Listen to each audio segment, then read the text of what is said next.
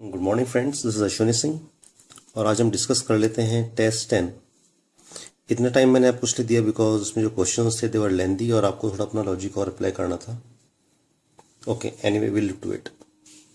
तो पहला क्वेश्चन था, if x plus 2 whole square is equal to 9 and y plus 3 whole square is equal to 25 then the maximum value of x upon y is.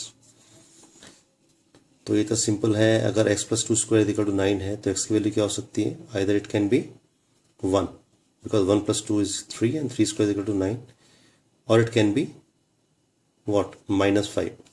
Minus 5 plus 2 is equal to minus 3 and minus 3 का square क्या आएगा? 9. Similarly the value of y can be 2 because 2 plus 3 का whole square 25 हो गया, and it can be minus 8. Minus 8 plus 3 will give you minus 5 और उसका square हो गया minus 8. तो इसकी मैक्सिमम वैल्यू क्या आएगी x अपॉन y की? minus 5 अपॉन minus 8 is equal to 5 upon 8. तो ये आंसर हमारा आ गया। Okay, next, R is 10 years younger to B. R B से 10 साल छोटा है, तो आर की वैल्यू क्या है? B minus 10। 10 ईयर्स बैक, 10 साल पहले इसकी एज ये थी और बी की एज थी बी माइनस 10। तो जो आर था वो 2/3 था बी की एज का।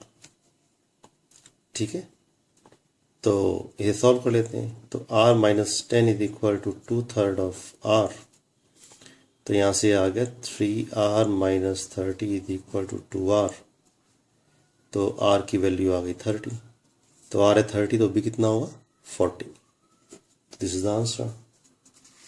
Next question, if the sides of a triangle measure 72, 75 and 21, what is the measure of its in radius. तो इन रेडियस का मेजर निकालने के लिए हम क्या कर सकते हैं? पहले तो हम ये देख लें कि जो हमारा ट्राइंगल है ये हमारा राइट एंगल ट्राइंगल है, बिकॉज 75 का स्क्वायर इज इक्वल टू 72 का स्क्वायर प्लस 21 का स्क्वायर। तो अगर ये राइट एंगल ट्राइंगल है तो इस केस में जो इन रेडियस होता है, तो इन रेडियस का फॉर्मूला होता है product of perpendicular sides, product of perpendicular sides upon perimeter. Perimeter तो परपेंडिकुलर साइड क्या हो गई? एक तो हुई 72, एक हो गई 21 अपॉन पेरीमीटर। पेरीमीटर हो गया 72 प्लस 75 प्लस 21। इसे सॉल्व करेंगे, आंसर हमारा आ जाएगा that will be equal to 9। Answer is 9। फिर एक और इजी क्वेश्चन है, a 4 centimetre cube is cut into 1 centimetre cubes, what is the percentage increase in surface area after cutting. Okay, तो पहले तो हम बड़ा वाला जो क्यूब है उसका सरफेस एरिया निकाल लेते हैं। सरफेस एरिया 6 इंटू ए स्क्वायर। ठीक है, फिर जो स्मॉल है छोटा वाला उसका सरफेस एरिया कितना होगा? 1, 6 into 1 square is equal to 6। Correct. अब बड़े वाले का वॉल्यूम कितना होगा? Volume of big 4 into 4 into 4 64। और जो छोटा वाला है एक का वॉल्यूम कितना है? Volume of small 1। तो कितने नंबर ऑफ क्यूब्स आएंगे? Small cubes 64, because 64 upon 1। तो 64 क्यूब्स आएंगे तो इनका सरफेस एरिया कितना हो जाएगा? 64 इंटू 6। ठीक है, सरफेस एरिया स्मॉल हो जाएगा 64 इंटू 6। और पहले बिग का क्या था? 6 इंटू 4 स्क्वायर दैट इज 96। तो पहले था 96, अब हो गया 64 इंटू 6। कितना इंक्रीज आ गया? राइट। तो जो भी इंक्रीज आ गया हमारे पास अपॉन 96 इंटू 100। राइट, तो ये हमारे पास इंक्रीज आ गया 6 into 4 cube minus 4 square, because 6 into 4 cube आ गया और ये हो गया 6 into 4 square upon 96 upon 6 into 4 square into 100। ठीक है, तो ये हमारा आंसर आ गया 300%। This is the answer. अब एक नेक्स्ट क्वेश्चन देखते हैं, ये भी एक इजी क्वेश्चन है हमारे पास। A solid metal cylinder of 10 centimetre height and 14 centimetre diameter is melted and recast into 2 cones in the ratio 3:4, keeping the height same 10 centimetre. तो कोन की हाइट भी 10 सेंटीमीटर है और सिलेंडर की हाइट भी 10 सेंटीमीटर है। तो परसेंटेज चेंज निकालना है फ्लैट सरफेस एरिया में। इसका मतलब जो फ्लैट सरफेस एरिया होगा हमारा, अगर बात करें कोन की, तो वो होगा pi R square, corresponding radius होंगे, और जो हमारे पास होगा सिलेंडर, इसका सरफेस एरिया कितना होगा, 2 पाई आर स्क्वायर। करेक्ट। तो इसे सॉल्व कर लेते हैं, let us solve it. So let us see to it. जो सिलेंडर है उसका वॉल्यूम कितना होगा, pi R square H, pi R, let us say capital R, pi R square H. और जो हमारे पास पहला कोण है उसका कितना होगा, 1/3 पाई R1 स्क्वायर एच। जो दूसरा होगा उसका कितना होगा, 1/3 पाई R2 square H. H is common, H is same, H को हटा दो, पाई को हटा दो। तो जो ये रेशियो दे रखा है, ये रेशियो है 7:3:4, बिकॉज इनका वॉल्यूम का रेशियो कितना है, 3:4, और इसका वॉल्यूम है 7। तो वॉल्यूम का रेशियो तो आ गया हमारे पास 7:3:4। ओके। तो अगर हम देखें यहाँ पे वॉल्यूम का रेशियो है इतना, तो रेडियस जो है उसका रेशियो कितना होगा, ठीक है।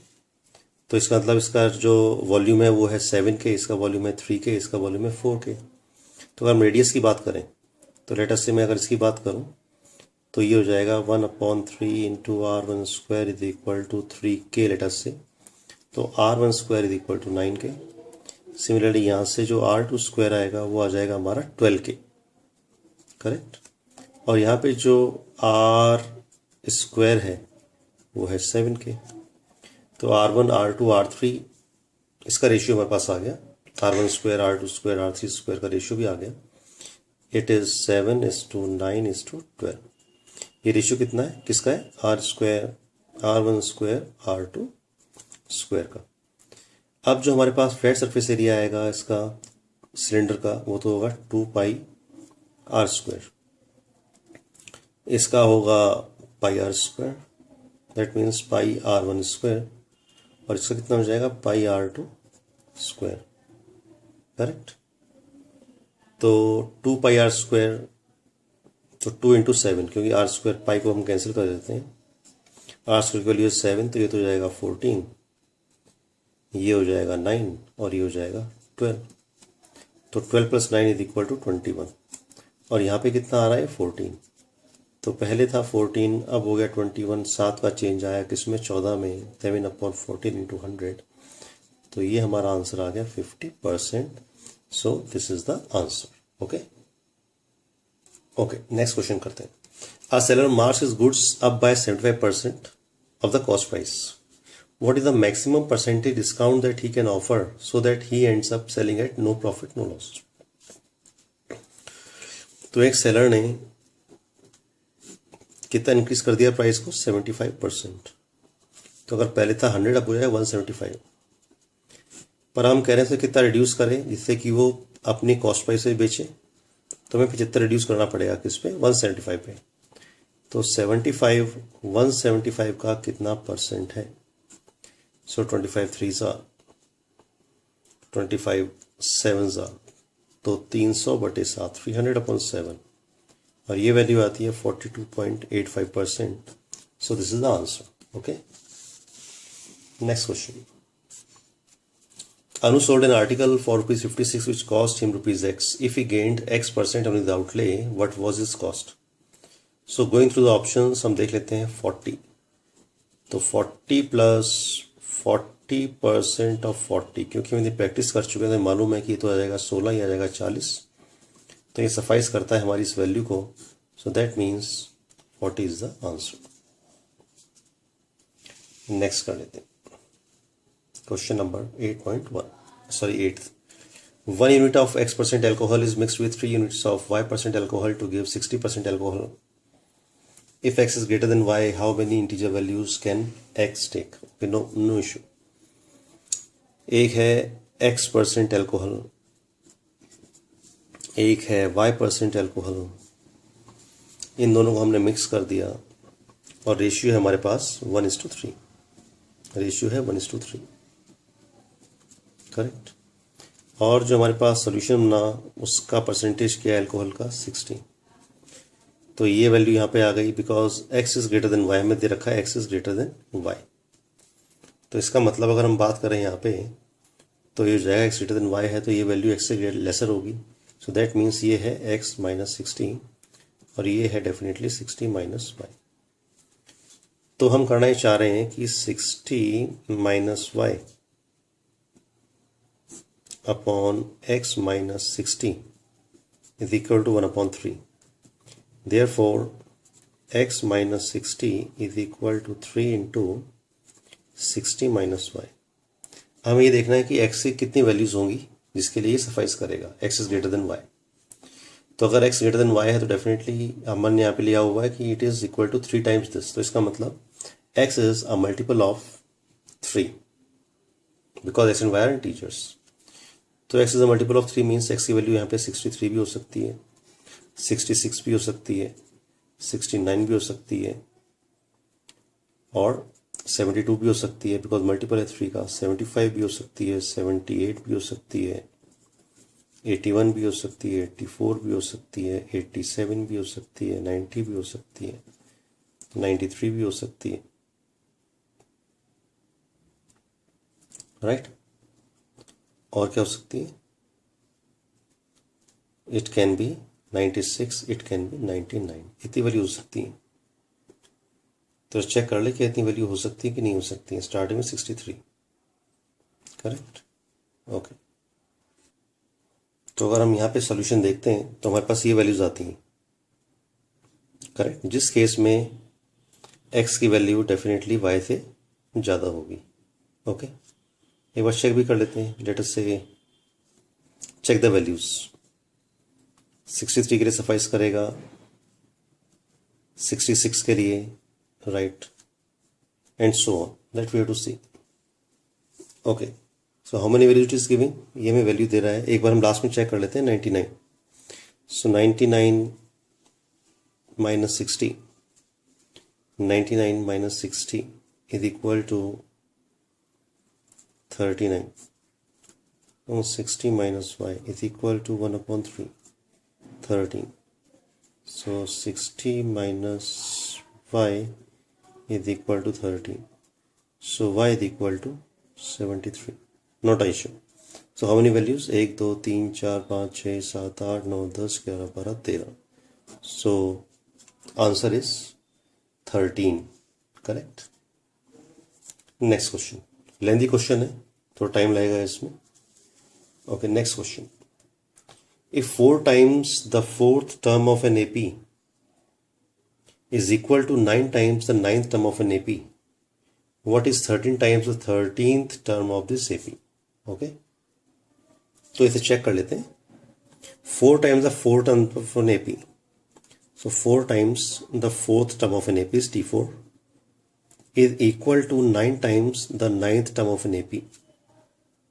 ये हमें दिया हुआ है। ओके, सो दैट मीन्स, और हमें क्या निकालना है? पहले हम T13 निकालेंगे, निकाल सकते हैं। सो 44 का मतलब 4 into A plus 3D, because A plus 3D is equal to fourth term and you know D is a difference, is equal to 9 into A plus 8D, correct. Okay, तो ये हमें दिया हुआ है तो इसे हम लिख लेते हैं। ये हो जाएगा 4A plus 12D is equal to 9A plus 72D। तो ये हो गया हमारे पास 5A plus 60D is equal to 0। 5 cancel हो गया तो that means A plus 12D is equal to 0। And what is A plus 12D? It is nothing but it is term T3। So T3 is equal to 0। अगर हम 13 times करते हैं, 20 times करते हैं तो 20 into T3 is equal to 0, 30 into T3 is equal to 0। So answer is 0। This is the answer, easy. Next question, question number 10। Equation x² minus plus 5x minus 7 has roots a and b। तो अगर इसके roots a and b हैं तो हमें पता है कि sum of the roots कितना होगा? a प्लस b हो जाएगा -5 और a भी हो जाएगा -7। ओके, अब ये जो दूसरी इक्वेशन है 2x² plus bx plus q, इसके रूट्स क्या हैं? a प्लस 1 और b प्लस 1। तो अगर इसके रूट्स a प्लस 1 और b प्लस 1 हैं तो इसका मतलब सम ऑफ द रूट्स कितना हो गया? -p upon a। तो माइनस पी अपॉन टू। तो ये आ गया A plus B plus two, A plus B की वैल्यू है -5, तो -5 + 2 = -3, so -3 = minus P upon two, therefore P आ गया 6। ठीक है। सिमिलरली हम देखें a + 1 × b + 1, तो यह आ जाएगा ab + a + b + 1, तो ab की वैल्यू है -7 -5 + 1, so that is equal to -11, और ये वैल्यू आ गई q अपॉन 2, देयरफॉर q की वैल्यू कितनी आ गई -22। तो p हो गया 6, q हो गया -22, what is the value of p + q, that is equal to -16, so this is the answer. Okay okay, अब देख लेते हैं question number 11। The inverted right circular cone है the radius of 9 centimetres, this cone is partially filled with oil, तो that means हम ऐसे कोन की बात कर रहे हैं जिसका रेडियस है 9, ये पार्शली फिल हो रखा है ऑयल से, और ऑयल यहां से निकल रहा है at a rate of 1 cm/² currently the level of oil is 3 centimetre from the top, तो इसका मतलब यहाँ पे बात करें तो ये डिस्टेंस है 3। ठीक है। ओके, तो हम पहले तो ये हाइट निकाल लें h। तो ये दोनों ट्रायंगल जो है हमारे पास, ये दोनों हमारे पास सिमिलर ट्रायंगल्स हैं, तो इस केस में हम क्या कर सकते हैं, सिमिलर ट्रायंगल की प्रॉपर्टी लगा सकते हैं और हम ये हाइट निकाल सकते हैं। ठीक, तो ये 3 है, ये 9 है, और भी कुछ दे रखा है। Currently the level of oil is 3 centimetre from the top, okay, ये 3 है, नोट इशू। और इसका यहाँ पे रेडियस निकालना पड़ेगा हमें, रेडियस हमें मालूम होना चाहिए, एक चीज़ तो हमें मालूम होनी चाहिए। तो कोशिश करें, इसका जो यहाँ पे सरफेस का एरिया दे रखा है, ये दे रखा है 36, ओके, तो 36 दे रखा है, इसका मतलब 36 पाई दे रखा है, सॉरी, तो इसका मतलब ये जो हो गया πr² = 36 पाई, तो यहाँ पे जो रेडियस है वो है 6, तो ये हमें रेडियस मिल गया 6, तो हम हाइट इजीली निकाल सकते हैं। सो 9/6 = 3 + h/h, करेक्ट। तो यहाँ से हमें हाइट मिल जाएगी, तो हमारी हाइट क्या हो गई यहाँ से, h = 6, तो ये हाइट हो गई 6। फाइन। सो हमारे पास कितना वॉल्यूम आ गया इसका, जो ऑयल है, वॉल्यूम हो गया πr²h, सो पाई इंटू r², रेडियस है 6, तो 6 का स्क्वायर 36, और हाइट भी है 6, तो ये आ गया 216 पाई, ये वॉल्यूम आ गया। ठीक है। अब ये ड्रॉप कर रहा है, किस तरह, कितना ड्रॉप कर रहा है, 1 cm²/h, 1 cm²/h, ओके। तो कितना टाइम लगेगा, time taken will be 216 pi upon 1 cm² per hour is equal to 216 pi hours. This is the answer, right? अब नेक्स्ट क्वेश्चन देखते हैं, थोड़ा लेंदी है। 95% of the students in a class have taken marketing, 80% finance, and 84 have chosen operations, and 90% have chosen HR. तो 4 fields हैं हमारे पास, marketing, finance, operations and HR. What is the maximum and minimum percentage of people who have chosen all the 4? तो अगर हम maximum में देखें तो मैक्सिमम का मतलब ये हुआ कि इन सब में जो भी सबसे लोवेस्ट है, कम से कम हम उतने की बात कर रहे हैं, अगर हम बात कर रहे हैं मैक्सिमम केस की, मैक्सिमम केस की, okay. So that means maximum का मतलब मैक्सिमम थिंग हमारी इंटरसेक्शन में आ रही है, तो मैक्सिमम इंटरसेक्शन में क्या हो सकता है, इन सब में से minimum, so that means 95, 80, 84 and 90, तो इसमें से मिनिमम हो गया 80, तो हमारा मैक्सिमम जो इंटरसेक्शन होता है वो होता है 80, तो दैट मीन्स हमारे पास एक आंसर है 80, 80, 80, तो ये चॉइस तो हो गई ख़त्म। ठीक है।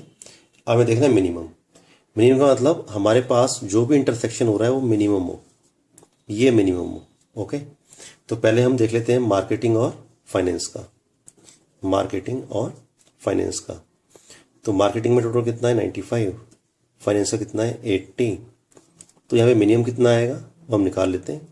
95 प्लस 80%, ये कितना हो गया 95 प्लस 80, ये हो गया 175, और इसमें से हमने 100 माइनस कर दिया because it is 100%, total is 100%, तो इज इक्वल टू 75।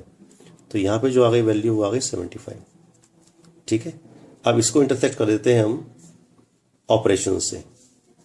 तो एक हो गया 75, ऑपरेशन हो गया 84, तो 75 प्लस 84, तो ये वैल्यू आ गई 129। इसमें से हम 100 माइनस करते हैं, that becomes 59 sorry, 7 to the 14 15, 59। ठीक है, अब 59 का इंटरसेक्शन हम करते हैं किसके साथ, 90% के साथ। तो 50 प्लस 90 माइनस 100, तो ये हो गया 149 माइनस 100, तो दैट इज इक्वल टू 49। तो जो मिनिमम आया हमारे पास दैट इज इक्वल टू 49। तो ये क्वेश्चन इसी अप्रोच से इजी हो सकता है, and this is the only approach that I have used, right. और लोगों ने भी इसे यूज किया है। Okay, let us see the next one. Next question देख लेते हैं। दो फ्रेंड्स हैं ए एंड बी, दो फ्रेंड्स हैं ए एंड बी, दो फ्रेंड्स हैं A and B, they leave city P and Q, ये सिटी है पी और ये सिटी है Q, simultaneously and travel toward each other at constant speed. They meet at a point P, तो बीच में कहीं पे मिले पॉइंट पी पे, sorry they meet at a point, point नहीं दिया हुआ बिटवीन टू सिटीज, और अपने अपने गंतव्य को दोबारा चले गए। तो ए ने यहाँ पहुंचने में तो लगाया 54 मिनट, दैट मीन्स ए ने ये डिस्टेंस 54 मिनट में कवर किया और बी ने ये डिस्टेंस 24 मिनट में कवर किया। तो मान लेते हैं अगर ये डिस्टेंस है x, तो ये डिस्टेंस है d माइनस एक्स। तो हमें निकालना ये है कि बी ने डी डिस्टेंस कितनी देर में कवर किया। ठीक है, आंसर मिनट्स में दे रखा है, दैट विल सी। तो हम देख लेते हैं पहले तो कि हमारे पास स्पीड्स का रेशियो क्या है। तो जो स्पीड है ए की अपॉन स्पीड है बी की, इसका जो रेशियो हो जाएगा it is equal to under root T2 upon T1। तो T2 हो गया 24 और T1 हो गया 54। ये फॉर्मूला में याद रखना पड़ेगा एक बार, अदरवाइज इसमें हमें ज़्यादा टाइम लगेगा।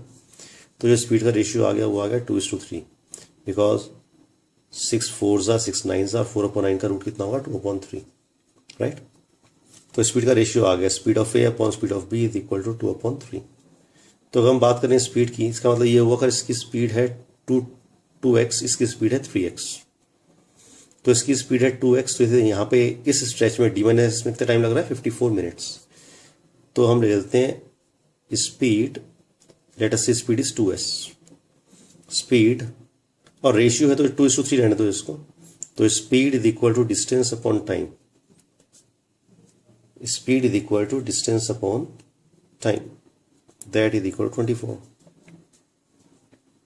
ठीक, ओके फाइन। तो ये हो गया speed is equal to distance, इतनी डिस्टेंस से कवर करेगा अपॉन टाइम आ गया 54। और दूसरे केस में जो ये है बी, इसकी स्पीड हो गई डिस्टेंस अपॉन टाइम, तो डिस्टेंस कर इसने x इन 24। तो यहाँ से अगर हम देखें तो x तो आ गया 72 और d माइनस एक्स आ गया 108, तो d कितना आ गया 180, value of d is 180, right. So it means total distance तो आ गई 180। अब हमें पता है कि जो b है x, b कवर कर रहा है 72 किलोमीटर्स इन 24 मिनट्स। तो b को कवर कितना करना है, तो इसका मतलब b कवर कर रहा है 3 किलोमीटर्स पर मिनट। b को कवर कितना करना है 180 किलोमीटर्स, तो ये कितनी देर में कर लेगा 60 minutes. So 60 minutes is the answer, fine. Next question देख लेते हैं। A car of length 4 metre wants to overtake a JCB of length 20 meters traveling at 36 km per hour within 10 seconds. At what speed should the car travel? तो जो total distance है जो कि car को cover करनी है वो कितनी हो गई, एक तो उसे 20 मीटर जो है वो चल रहा है, उसकी लेंथ को लेके चलना है, प्लस वह अपनी लेंथ आगे निकल जाएगा 20 + 4, that means equal to 24। So 24 metres car को कवर करना है। ठीक। जेसीबी की स्पीड हमें दे रखी है, speed of JCB that is equal to 36 kilometre per hour, और इसे कन्वर्ट कर लेते हैं मीटर पर सेकंड में, तो आ जाएगा 10 मीटर्स पर सेकंड। ठीक है। और हमें क्या दे रखा है इस केस में, व्हाट वी आर गिवन, हमें जो रिलेटिव स्पीड है, स्पीड रिलेटिव इस कार की कितनी हो जाएगी, it will be 10 minus S1, ये हमें दिया हुआ है। तो ये स्पीड हो जाएगी, speed is equal to distance कितनी चलनी है 24 अपॉन टाइम कितना है 10।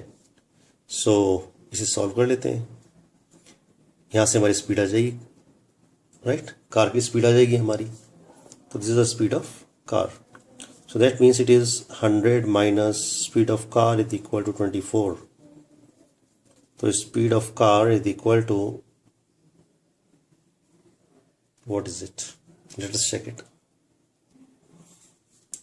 So it is 100 minus 10 SC, 100 minus 10 SC is equal to 24. So 10 speed of car is equal to 124, sorry, 100 minus 24 is equal to 76, sorry. So speed of car is equal to 7.6, correct. So the speed of car is equal to 7.6. Fine, it will do. तो ये हमारा answer है इस case में। Last question देख लेते हैं, question number 15, that is very easy again. Sum of first 12 terms of a GP is equal to sum of first 14 terms in the same GP, और सम ऑफ फर्स्ट 70 टर्म्स हमें दे रखा है 92। तो पूछा है कि जीपी की थर्ड टर्म क्या होगी। अगेन इसका मतलब ये हुआ कि अगर हम कह रहे हैं कि sum of 12 terms is equal to sum of 14 terms, तो इसका मतलब ये हुआ कि अगर हम सम निकालें 14 टर्म्स का, तो वो हुआ sum of 12 terms plus 13 term plus 14th term, ये मीनिंग हुआ। इसका मतलब ये हुआ T13 plus T14 is equal to 0, क्योंकि जब ये दोनों बराबर है इसका मतलब this plus this is equal to 0, right. हमें ये पता है कि अगर एक वैल्यू है, लेट अस से जो रेशियो है, ratio is R, we are given. अगर हम बात करते हैं जीपी की, so the ratio is R, so let us say T13 is X, अगर ये है T13 X है, तो T14 कितना हो जाएगा, X इंटू R, ठीक है। तो इसका मतलब this plus this is equal to 0, इसका मतलब X plus x r is equal to 0। इसका मीनिंग हुआ X into 1 plus r is equal to 0। तो R की वैल्यू कितनी हो गई, either X is equal to 0, but X 0 हो नहीं सकता, so R plus 1 is equal to 0, और R की वैल्यू हो गई -1। इसका मतलब अगर पहली टर्म है A, तो सेकंड टर्म होगी -A, थर्ड टर्म होगी A, फोर्थ टर्म होगी -A, फिफ्थ टर्म होगी A, सिक्स टर्म होगी -A एंड सो ऑन। ये हमारी जीपी है, करेक्ट। तो अगर हम सम निकालेंगे इवन टर्म्स का, 2 का, 4 का, 6 का, तो सम ऑफ इवन टर्म्स क्या हो जाएगा 0। और अगर हम सम ऑफ ऑड टर्म्स निकालेंगे, जैसे 3 टर्म्स का निकालेंगे, तो आंसर आएगा फर्स्ट टर्म, ठीक है। अगर हम 5 का निकालेंगे तो आंसर आएगा फर्स्ट टर्म, ओके। अब हमारे पास क्या लिखा हुआ है, सम ऑफ फर्स्ट 17 टर्म्स इज 92। तो इसका मतलब फर्स्ट 70 टर्म्स में जो हमें लिखा हुआ है 92, इसका मतलब क्या हुआ, हम ऑड की बात कर रहे हैं, तो इसका मतलब ये A आ रहा है और A की वैल्यू है 92।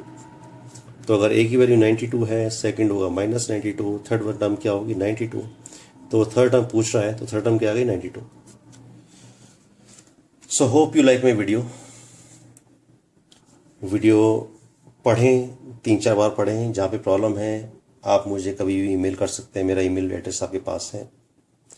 And if you like this video just share it, subscribe it, और ऐसे क्वेश्चंस मैं आपको और भी देता रहूँगा with a new approach. Thank you very much, thank you.